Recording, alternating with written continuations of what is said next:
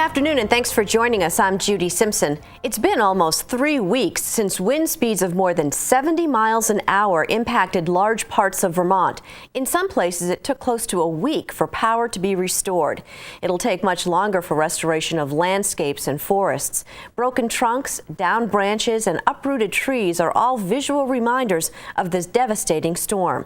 Across the Fence spoke with Vermont's Urban and Community Forestry Outreach Specialist about cleaning up.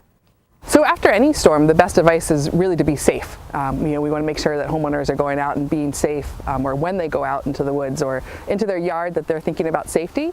We say look up, obviously, for widowmakers to make sure that there's no hazards that are, in the tree. Also looking up for any live wires, and also looking down for any live wires. And then also just in terms of any of the debris, any of the branches or debris that's on the ground. Sometimes live wires can be hidden under branches or in brush. So to really assess the situation before they start taking any action or start moving any debris. One of the first questions that we ask people is, in general, is a tree healthy and vigorous, or was it healthy and vigorous before the storm hit? Trees are amazing in their ability to handle a little bit of damage, to seal off wounds that are created as a result of storm events. We start by asking them to just do kind of a quick assessment. Is a tree vigorous and healthy other than storm damage? How many branches have been broken? If there's probably, rule of thumb that we use is if 50% or more of the canopy has been damaged, or as a result of the storm, that's time to consider whether or not the tree should come out.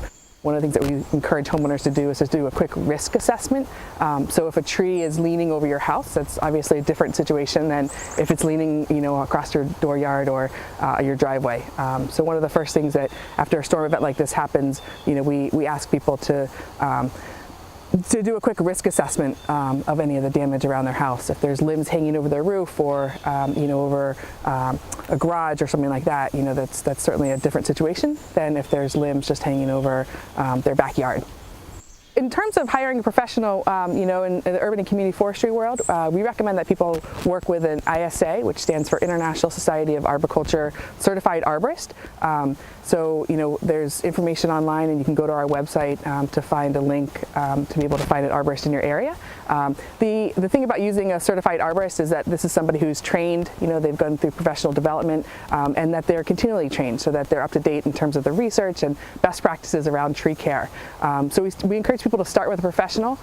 When you're looking to try to figure out how much it's going to cost you, it really depends on the job. Every job is different. Every amount of storm damage is different. Depends, and the type of damage can affect the cost. So it's really important to contact professionals, have them come out and do an assessment, and give you an estimate as to what the job will cost. We encourage homeowners to do anything from the ground. So with your feet on the ground, there's a lot of things that you can do to clean up from storm damage. One thing in particular is to help repair or address any broken limbs or any tree branches that have been broken as a result of the storm. One of the simplest things is to actually make a proper pruning cut of a jagged branch, and that'll allow the tree to seal over that wound and heal a lot quicker than just leaving a broken branch. The other thing I like to encourage homeowners, though, is, again, bringing it back to safety is, if you are working under a tree, to consider wearing a helmet and face shields as well. And if the homeowner is interested in doing any more work, like cutting up, blocking up tip overs, using chainsaws and that, always using your personal protective equipment, like your chaps, obviously ears and eye and head protection as well. There's going to be lots of brush piles. What can be done with these brush piles, and what are they good for? One of the things that we like to encourage homeowners to think about is, with all this brush that's down, obviously you can use it for firewood if you burn wood at your house, but there's also an opportunity to take it out into the woods and create little brush piles for critters. Brush piles like this make wonderful habitat for small critters in the woods, if you have a little area in your backyard that you want to encourage wildlife, these brush can be piled up and can make a nice home for something out there. We're seeing more and more of these types of storms, these smaller kind of, or more localized, I should say, events. We're seeing a lot of windstorms and obviously rain events throughout the state. Now we're moving into fall and ice storm season is upon us, or is coming upon us. So I think, being prepared and thinking about the trees in your yard or around your house, and thinking about what you can do for preventative maintenance in terms of regular pruning, hiring an arborist to come out and do an assessment to look at the health and vitality of your trees, and to address any health issues or any structural issues. One of the things that we see with these storms is that a lot of times the branches that break are because there's a structural issue that can be addressed through regular pruning or preventative pruning early on, especially in the tree's life, when you're making smaller cuts, and the tree can seal over that wound a lot quicker and grow a healthier form that'll be more resilient in a future storm. To learn more about tree recovery or to find a tree care professional in your area, visit the website on your screen. It's vtcommunityforestry.org/resources. Many Vermont sugar makers are still assessing the damage from the storm. Keith Silva spoke with the UVM Extension maple specialist about tree damage and the maple season ahead. We are still assessing the damage. Some of these areas are quite remote, and sugar makers maybe not have gotten into the back part of their tubing system. The damage you see right here is fairly common for what we might expect. Trees down over lines, both lateral lines, which are the small flexible tubing, and then the larger main lines, the ones that conduct most of that sap. And they can break them off. More often they just push them down onto the ground. There can be some damage. The big risk is that they don't get repaired before the snow flies and it all gets frozen in. That can really be a problem once you get into the sugaring season. Sugar makers need to go out and assess the damage. They need to see every line that's in their operation, check for damage, make sure all those lines are up and they're properly graded going into downhill. They also need to be safe. Some of these lines are under a great deal of tension. Not so much the lateral lines, but the main lines, the ones that have heavy cable and high tension. If you're using a chainsaw, you gotta cover the basics of protecting yourself and being safe. Some of these things can really snap up very quickly, so you really need to be anticipating that. It appears that sugar makers more in the north central, northeast part of the state were impacted. There was some damage down south and other places, but it seems to be more focused in the northern half of the state. And a lot of times the damage seemed to be on trees like a popple, which tend to shed their leaves later, and so it caught more of the wind, and those trees typically have a weaker wood and can snap off. We also saw damage with white pines and other conifers.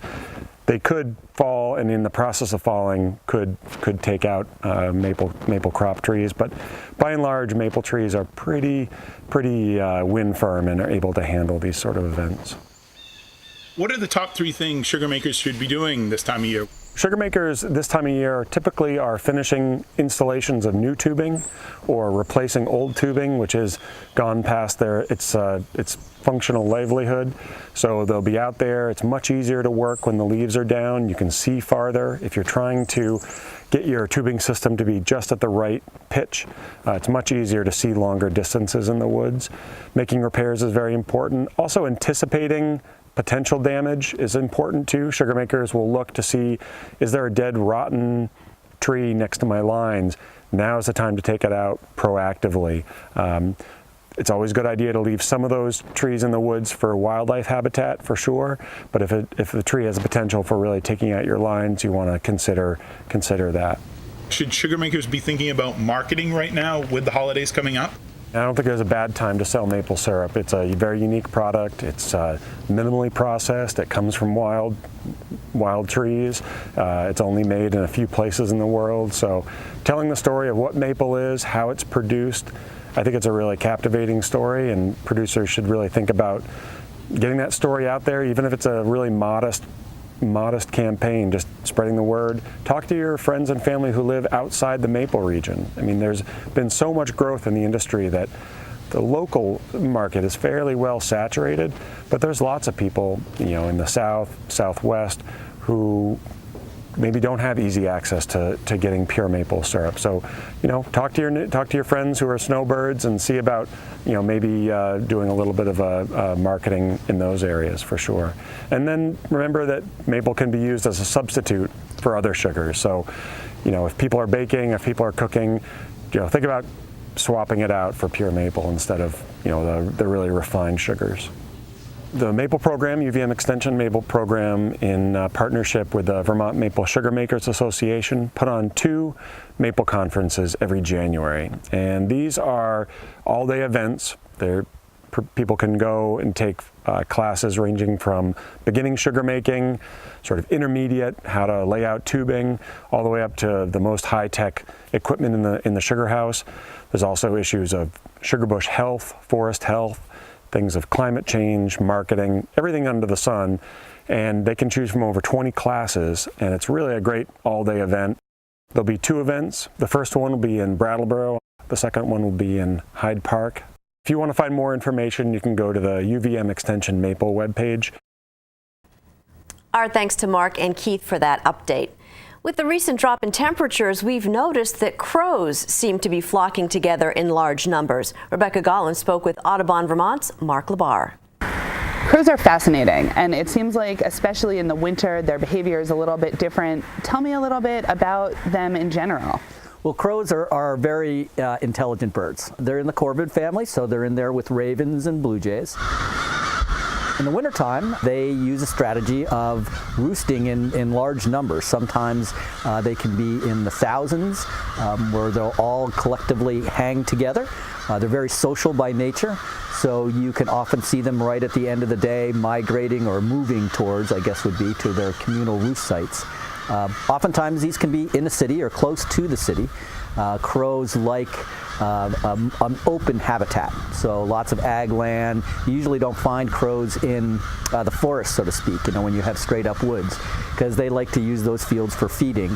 And oftentimes you find them in urban settings because the light from the buildings and just the city protects them a little bit, because their predators, great horned owls, will not come into the city when it's lit like that.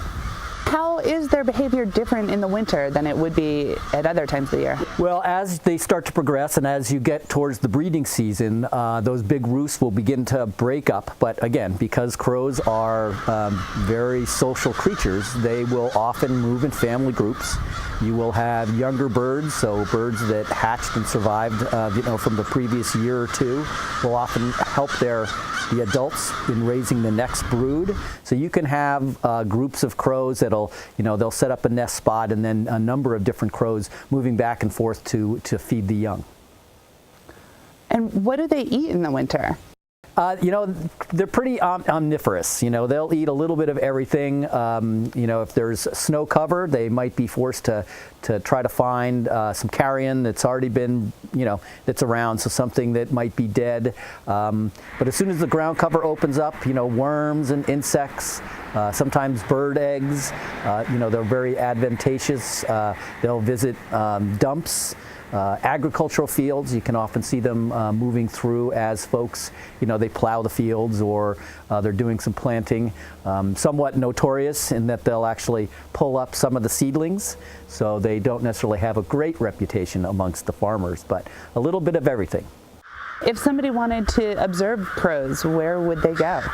It's interesting because crows seem to be a bird that you find pretty regularly. Often I can look out the window and I can see crows. But if you talk to a crow hunter, they can be actually very difficult to track down. Again, agricultural fields, areas that have some degree of openness. If you do know where a roost is, like a winter roost, you can visit that site too and be pretty much guaranteed that you'll be seeing the birds come in the evening. How do they communicate with each other? They have a lot of different sounds. Everybody knows the caw, caw, caw of the crow, but there's lots of different vocalizations that they'll use as well. So a pretty vast repertoire.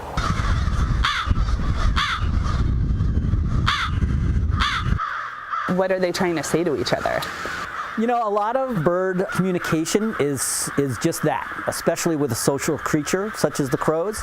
So these different sounds that they make are often just individual birds staying in touch with other crows. And so we know that some birds like to sing in the springtime when it's breeding time and in the summer. But crow communication is a little bit more guttural, and these birds, they're just keep in touch with their neighbors. Our thanks to Mark, Becky, and the Crows. That's our program today. Thanks for joining us. I'm Judy Simpson. I'll see you again next time on Across the Fence.